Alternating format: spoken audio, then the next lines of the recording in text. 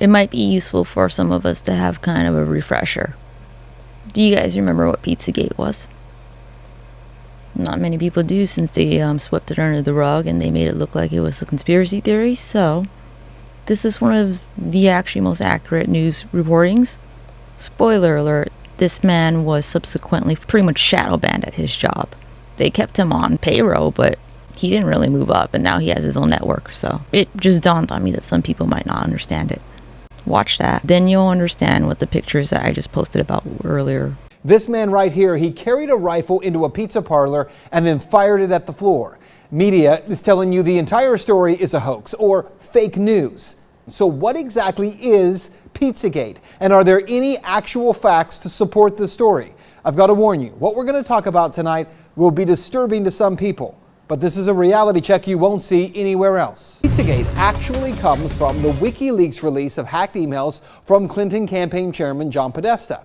In all, WikiLeaks dumped around 50,000 email messages, and it was from those emails that the claims that John Podesta may be part of a child sex trafficking ring come from.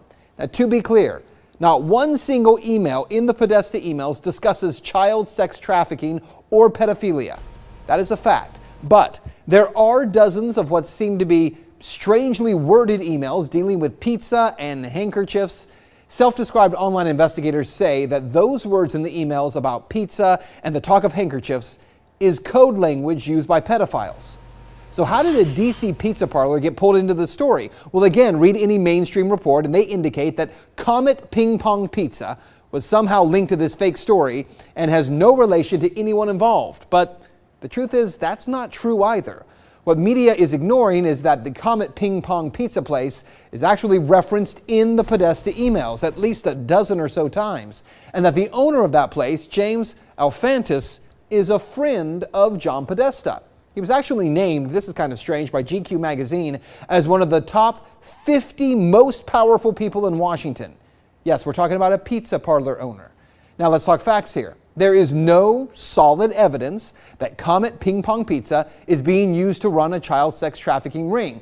But there are some very strange connections between Comet Ping Pong Pizza and a second pizza place 2 doors over, Podesta Pizza, and the accusations of pedophilia. Now this is where things start to get strange when you research this story. Now to begin, I need to show you a 2007 unclassified FBI document. That document, according to... It also doesn't make me very happy to point this out, but that second one? We've seen that before. What the fuck? The FBI contains commonly used symbols by pedophiles to express their preference in children. I want you to see these images here. These are the images. Notice this one on the end, the triangle. That image signifies something called boy love. The pizza place next door to Comet Ping Pong Pizza, Podesta Pizza, well, this was their logo until only a few weeks ago. Clearly, you can see that the Podesta logo actually contains the same image, I'm going to show you again, as that boy lover image. Interestingly, after Pizzagate investigators pointed this out, Podesta Pizza changed their logo, and there it is now. They removed the triangle. Also, Comet Ping Pong, owned by Alfantis, is the place where a number of performance artists perform regularly.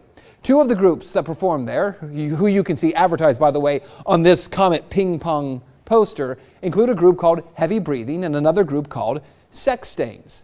Well, if you check out the YouTube videos by these bands, Heavy Breathing has songs that do joke about pedophilia, and the band Sex Stains has a video that includes, and you see it right there, that same boy lover symbol. It's nearly identical to the one that the FBI does say is a pedophile code symbol for boy love. As I said, there are some strange things there. As for the owner of the pizza place, James Alfantis, well, he was one time in a relationship with David Brock, who ran Media Matters for America. Well, since Pizzagate began to blow up online, he has made his Instagram profile, Jimmy Comet, private. But an archive search of Instagram reveals a number of strange photographs and words with strange and disturbing images associated with them. Look, to the point where we can't show you those pictures. We're not even going to describe them to you because some viewers would find it too disturbing to share on TV. We're fucked up. No way to say around it. That's not an accident. They were fucked up. I would be ashamed if anything was ever near my page. Now let's talk about the Podesta brothers, because remember, it was John Podesta's email that was hacked. In those leaked Podesta emails, John Podesta talks about his close relationship with Dennis Hast, the former Speaker of the House, who was recently sentenced to 15 months in prison for abusing boys years ago. He was referred to by the judge as a serial child molester. According to the Washington Post, visitors to Tony Podesta's home in Falls Church got an eyeful when they walked into a bedroom at the Podesta residence hung with multiple color pictures by Katie Grannon, a photographer known for documentary-style pictures of naked teenagers in their parents' suburban homes. And to be clear, that just begins to scratch the surface of how strange some of this stuff is. And bear in mind, we can't get into a lot of the real details of it because of the limits on broadcasting this on television. But it is some very strange stuff. Now keep in mind, again, there is no proof here that there is a child sex ring being operated out of a DC pizza parlor.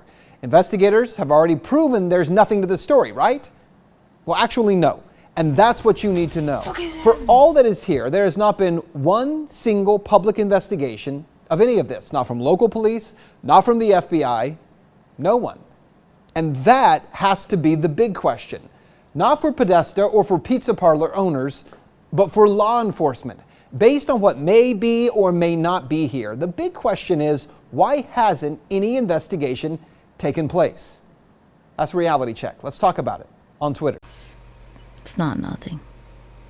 So, thoughts? It's all a little bit more than coincidental, doesn't it feel?